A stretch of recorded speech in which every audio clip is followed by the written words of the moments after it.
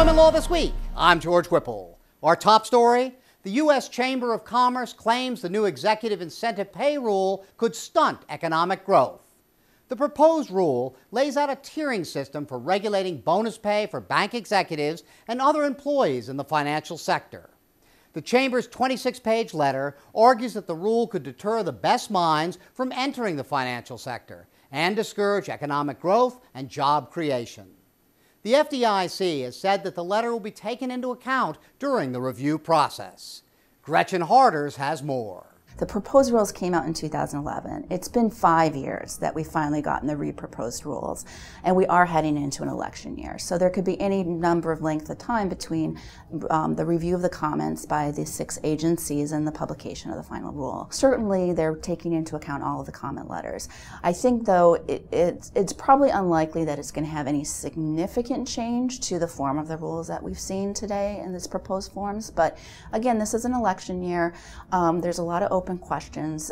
Certainly, whatever we get in final form is not going to be effective for a significant period of time. It actually provides it won't be effective for 18 months after the first quarter following when the final rule is published. The 8th Circuit upholds an employer's win in a race discrimination suit.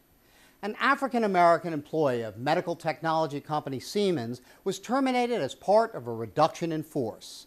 The employee alleged that his selection was race-based and provided evidence of racial discrimination by his direct supervisor. The plaintiff claimed that poor evaluations by that supervisor duped the service director into firing him.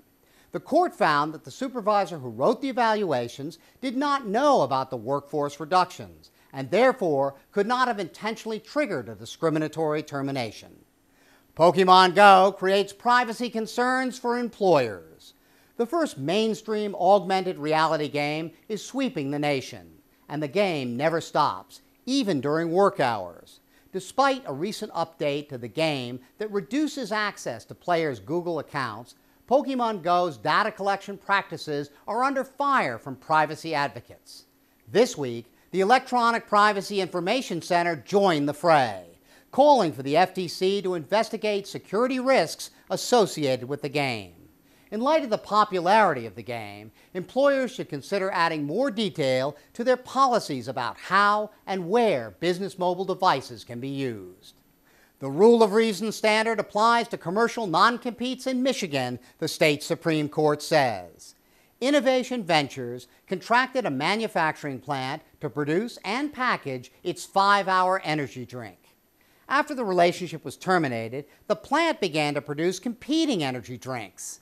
Innovation Ventures argued that the action violated a non-compete clause in their termination agreement. Lower courts found that the clause was unenforceable under a provision in the Michigan Antitrust Reform Act. On appeal, the Michigan Supreme Court remanded the case, ruling that the MARA provision applies only to non-competes between employers and employees, and that the federal rule of reason standard should be applied to commercial non-competes in Michigan. Now it's time for our tip of the week. Ariel Merkrebs-Finkelstein, Director of Human Resources at HelloFresh, is here with some advice on best practices for developing company culture. It's important for you to establish a strong company culture within your organization because it'll help you attract and retain top talent. One thing you can do is call each other a family or a team rather than coworkers or colleagues. This will help you break down the barriers and facilitate conversations more easily. Create opportunities for interacting with one another outside of the formal landscape of the office. This might include something like exercise classes, interactive games like Escape the Room, or even just a picnic in a nearby park. I also recommend that you recognize your employees. It's a really great way to make them feel valued, and it's free, so get creative. Thanks, Ariel. That's it for Employment Law This Week. Thank you very much for watching, and we'll see you next time.